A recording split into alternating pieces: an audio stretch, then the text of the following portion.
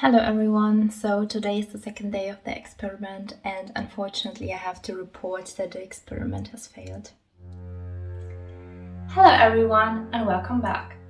A few weeks ago I made a video about atomic habits and the methods James Clear presents in there. If you haven't watched that video yet, you can find a link here or in the description box down below. I wanted to test whether those methods are really applicable in everyday life.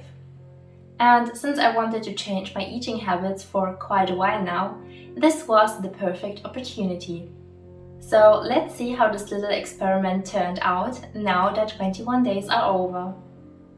I have a little video diary filmed, but if you're interested in the general summary only, then please check out the time codes in the description box. Now let's see how this experiment went and whether those methods are really working. So to start this experiment off on the right foot, we went shopping and only bought healthy things.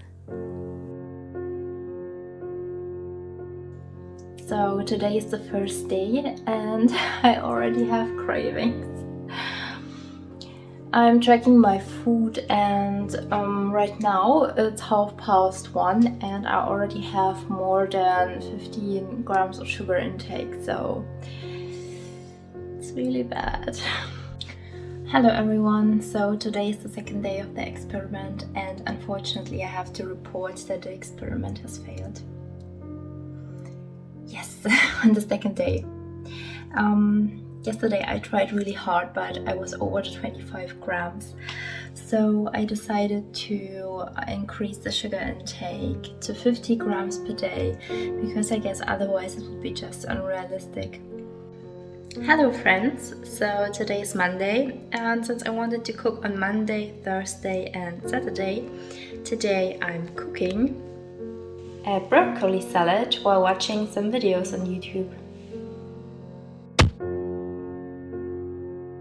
So I realized that it doesn't make any sense to eat fruits while cooking. I mean, it's nice, but it's not really necessary. And the sugar intake is better used in the morning or as a snack. But for cooking motivation, it's definitely enough to watch a movie or a series or something.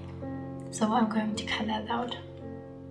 So I lost a little bit count of the days, but today I feel confident to decrease the sugar intake from 50 grams to 40 because the last 5 days in a row I was eating less than 50 grams per day and without bigger problems. Good morning, so today is a beautiful Monday and on Mondays I would cook, but later I'm meeting a friend in a restaurant. So I decided to cook in the morning and I'm going to do a delicious smoothie bowl already prepared on the raspberries. Anyone, please send help. It's Sunday, I'm alone at home. Only the plants are here, but they are no help. And I really want to snack something. It's hard. So, although I didn't reach my former goal of only 25 grams of sugar intake per day, I'm very happy with the outcome.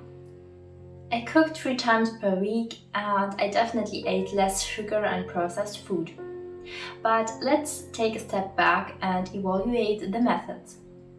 The first law contained the implementation intention, the habit stacking, and to design the environment. And while the implementation intention worked quite well because I knew on which days exactly I'm going to cook and they were planned in a smart way, the habit stacking didn't work as hoped. Because I wanted to cook in my breaks and I only have about 30 minutes to 1 hour breaks, this definitely wasn't enough time to prepare a good meal and also rest a little bit. So I ended up postponing the cooking to the evening or even the next day. So this was a little bit a suboptimal planning. For the environment design, I wanted to prepare the recipes, but I realized it's also not very smart to prepare them each evening, so I ended up changing it a little bit and prepared them for the whole week, even before grocery shopping. And this way I spent less time, but also I could reduce the amount of wasted veggies and fruits. Next was the temptation bundling, and this was my absolute favorite because it worked so well for me. I watched videos while cooking, and this made it slightly more interesting. On the other hand, doing an enjoyable thing before the actual habit, which was eating berries before cooking for me, I realized that this makes no sense, and it was enough for me to watch the video already, so I skipped this one. Now on to the third law, which says that the 2 minutes rule will help us getting started. For me it was chopping the veggies, but I mean it worked. But I'm not sure whether it was because of the 2 minutes rule itself or because I was already intrigued due to the video that I was watching. So yeah, it's probably working, but it's not my favorite method. And last but not least, we have to talk about the reinforcement reward, the habit tracker, and the never miss twice rule. So a healthy meal was my reward, and it worked really well because I had the impression that I'm doing something good for my health, and it just gave me a motivational boost.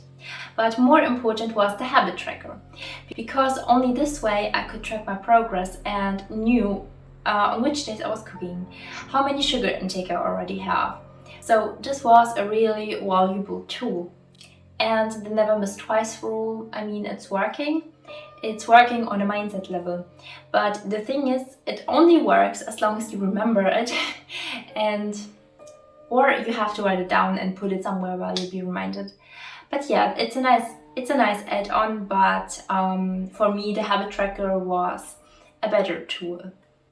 Now let's move on to breaking a bad habit. I managed quite well not to buy any sweets anymore, but I still got cravings, although in theory there were no cues anymore. Reframing helped me, but not for a long time. So whenever I get cravings, I didn't care. I understood perfectly that if I'm going to eat something sweet, it's bad for my health, but yeah, the cravings were so bad that if I would have had something at home, I would have eaten it. Increasing the friction helped me really well because I never touched the box, not once. And then there was the contract. The first day when I was over the 25 grams of sugar, in theory I would have had to go to this run, but I skipped it because I felt like this would have been a punishment for something I didn't deserve. And because this was the first time I was trying something like this, and I didn't knew that it would be so hard for me, and I shouldn't have started with such high expectations. And other than that, I didn't break my goal of 50 to 40 grams per day, so I never had to go for this run. But if I'm being honest, it was not because of the fear of this punishment that I never ate more than 50 to 40 grams per day, but it was rather because of the reframement. Now let's summarize. The methods presented in the book are good. From my experience, they are applicable in everyday life, which is really good. But there's a but. The methods are only as good as you make them, because if you decide to try it out to build a new habit or to trying and losing a bad one, you'll need to carefully think about the implementation and how you can use the methods in a way that will work for you. So after you have this plan, you have to track the progress, because sometimes it happens that you start with too high expectations like me, or you plan something and then you realize it doesn't make any sense actually, and then you have to make adjustments to make sure that you'll get the results that you deserve. There is no magic going to happen. You have to do all the work. What I also noticed is that I had more motivation to break my bad habit of eating too much sugar rather than building a good habit. And this is also a thing that you need to consider. Do you have more motivation breaking a current bad habit, or do you want to start with something new? My favorite tools and methods from this book were the habit tracker, the temptation bundling, and the reframement. So overall my feedback is of course positive. The methods are applicable, and if you are looking for a tool that can help you building new habits or breaking bad ones, I can definitely recommend you Atomic Habits. And I want to continue eating healthy. And also I have this problem that I can't build, or I'm struggling to build a good workout routine. So maybe this is going to be my next project. If so, I'll let you know on my Instagram account, which you can follow if you are interested in more lifestyle content. I'll see you next Sunday. Until then, have a nice time. See you soon. Bye!